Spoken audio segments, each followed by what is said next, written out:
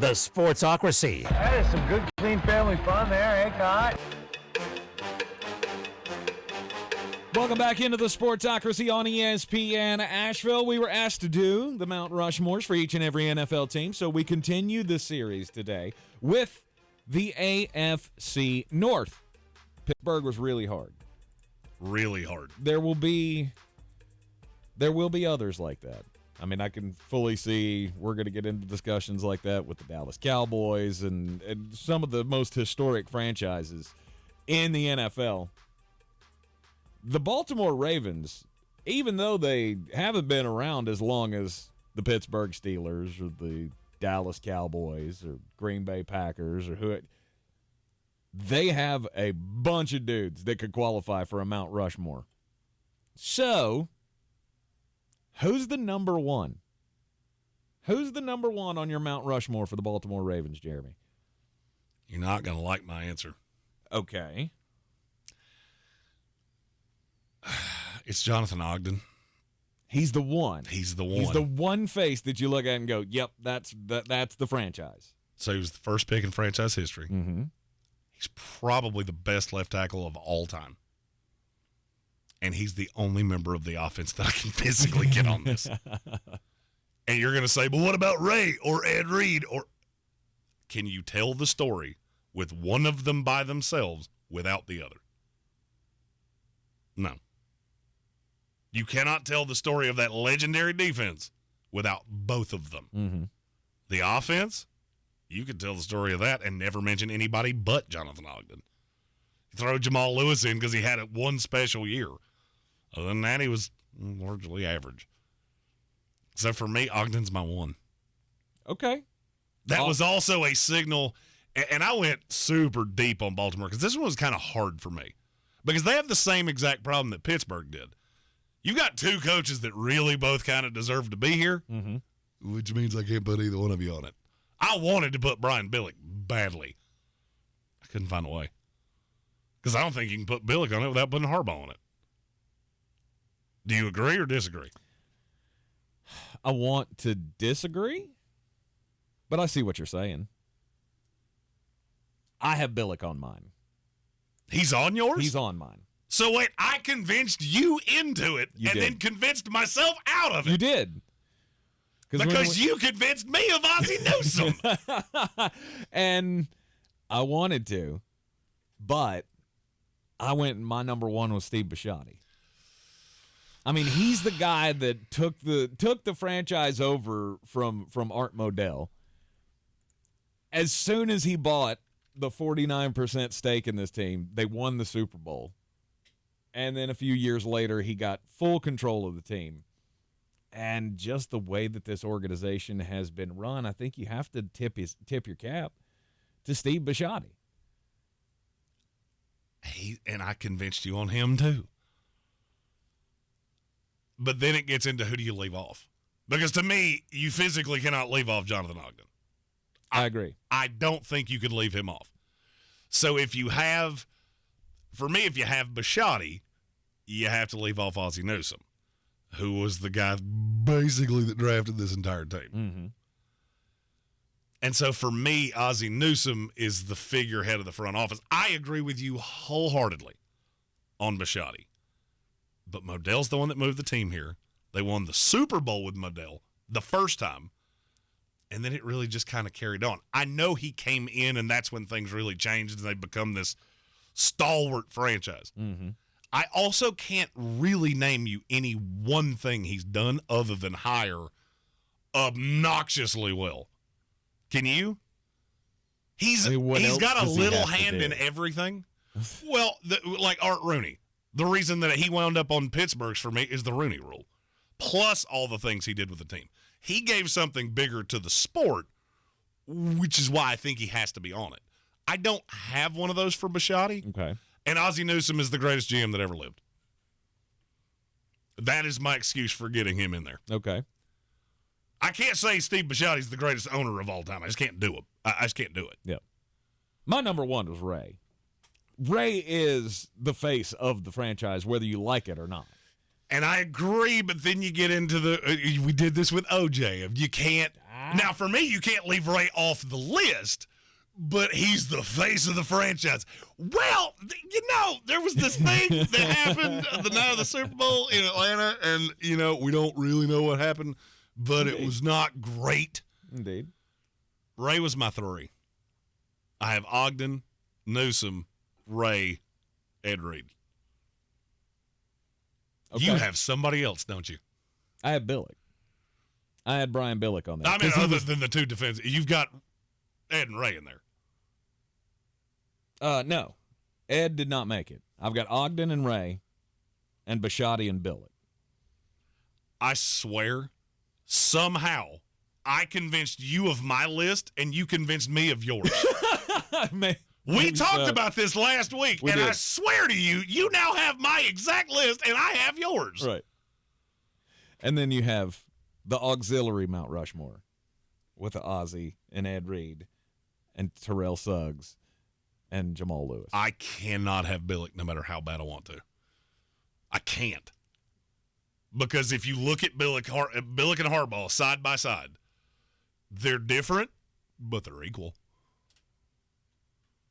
And the other thing I couldn't get over is Billick's an offensive guy, and the offenses were not good in large part. Mm-hmm. You won on defense. Mm-hmm. And my thought with Billick was, look how many outrageously good coordinators, position coaches that Billick hired. That was me trying to convince myself of it.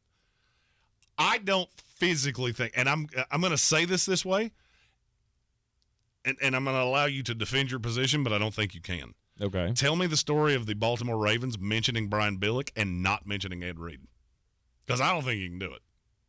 Well, I mean, they're all tied together. I agree.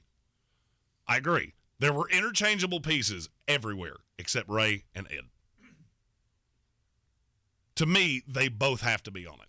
So does Ogden, and then somebody from the front office. And whoever you want that to be, you could convince me of Bisciotti, you could convince me of Harbaugh, Billick, and then I landed on the one that spanned them all, which was Ozzie Newsome. And I don't hate it. I'm interchangeable. I'm flexible. I'm really not, because you talked me off 3 of these, and you gave me this, and then you put them on yours. I did. Intern Jake sitting in with us. He's monitoring the chat. Were there any names that we didn't mention that got mentioned in the chat? One that I thought that was really. We're gonna get him a switch where he can control that. No doubt. One of the names that I saw that was pretty interesting to me, Justin Tucker, obviously one of the greatest kickers of all time. If this was the Houston Texans, Justin Tucker would probably be 1. Hey, Justin Tucker probably the greatest player in the history of the franchise. Don't ask me why I'm banging on Houston so much. They didn't do anything. Namely, it's just they suck a lot. It's kind of like yelling at a dog. It's easy. It's not nice, but it's easy. It's easy to do. I can't go there with Tucker. I just no. I can't. I mean, he would be in the top 10. Maybe I don't. Because the name that we haven't even said yet is Terrell Suggs. Oh, I mentioned him. I was probably talking, and if I'm talking, I'm not listening to you. It's just weird. Old T Sizzle. He was one of my favorites. He would probably be my 5. He would be my first one that I have to leave off because I can't see how I'll get him in. Mm-hmm. I obviously can't put him in over Ray. I don't think he can put him in over Ogden. And I just can't get to a path where I put him in over Ed Reed. Ed Reed's one of the 3 greatest safeties that ever lived. Absolutely. And so I can't do this without him. Did you consider anybody else? No. I wrote down a couple names and then laughed and went, well, I need to mention them. Haloti Ngata. Yeah. He's one of those like Calais Campbell that he was always great. But he was never flashy in any way, which means he's never going to get the credit he deserves. Mm-hmm. He should not have gotten an eye roll there. That's how great of a player he was. Peter Bowler. But was he? Oh, yeah. Compared to the others. Haloti Ngata he played one of the most thankless positions in the NFL. Okay, prove a point. Cameron Hayward or Haloti Ngata? All time. Haloti. Yeah, there you go. That's kind of my point. Mm-hmm. I'm not trying to diss the guy. I'm just saying, was he face of the franchise? No, that's the reason not on it, but he deserved to be mentioned. Okay. I would say the same thing about Todd Heap. I'd say the same thing about Peter Boulware. Todd Heap, that's a name I hadn't thought about. Peter Boulware, as a lifelong Florida State fan, I was going to get his name in this conversation, and I didn't care how I did it. Anquan Bolden, is he anywhere near your? I didn't 10, even top 15? write his name down, but I understand why you said it. To me, he was elsewhere for too much time. Mm-hmm. Another Florida State guy. There's one name that has not been mentioned that I'm. Tony Saragosa? No. Well, that's a great one. Yeah, I was going to say Lamar Jackson. Will we ever? Did you even write the name down? I did not. I didn't know. I did not. Will we ever get to that point? How much will it take is the question. Will it take? Does he have to win a Super Bowl to get on the radar? Because I would say yes. Have to? No. I mean, if you have 10 more years at what you've done for the last 5, it would be stupid to not have him in the discussion. Mm-hmm. I didn't even consider him in this. I didn't either. I basically got to 7 and went, I can't get away from this. Don C. has a great point, and I don't know which one he's saying no way to, but he says Ray Lewis, Ogden, Yonda, Reed, Suggs, Ozzie Tucker. Here's the thing. You only get 4 spots. That's 7 names. And what you just did is what I did the entire time trying to put this list together. Okay, again, can I buy some spots from, I don't know, the Jacksonville Jaguars? You don't need 4, okay? Just you give me a couple, and we'll, like, I don't know, lease your stadium for a year. Because you seem to be struggling to do that. Yeah. Lamar wouldn't even be the shots at quarterback that you'd put on here, though. If a quarterback was going to make it, be Flacco. Oh, that's the grossest thing you just said. Don C. said can't do for it. Yeah, I know. That's the point. That's why this is entertaining. Right. It's also why Tech and I've almost come to blows over 2 of these, and Baltimore was one of them. I don't know that Lamar ever gets in the conversation. I really don't. If he keeps doing what he's done over the last 5 years, but you're asking a lot. Mm-hmm. You're asking a guy to age in a way that nobody ever has before. And if you do get to the point where Lamar, so like I said, I think he has to win a championship to be able to be in discussion for this list, but he still doesn't make it because then Harbaugh goes on. Because then Harbaugh has 2. And you see what I'm saying? I just don't know that Lamar ever gets there. Baltimore has a similar problem to Pittsburgh. It's just completely different. Pittsburgh has so many guys that could be considered the greatest that ever played their position. Ray, the greatest middle linebacker. Mm-hmm. Reed, the greatest safety. Mm-hmm. Ogden, the greatest left tackle. Tucker, the greatest kicker. Ozzie Newsome, the greatest GM. You only got 4 spots. So you have a lot of guys that are literally the greatest that ever did what they do. Pittsburgh's just got 40 dudes that were all-time greats. That's why this division is so great, and it's why every time we talk about this division, we get borderline fist fights in the chat.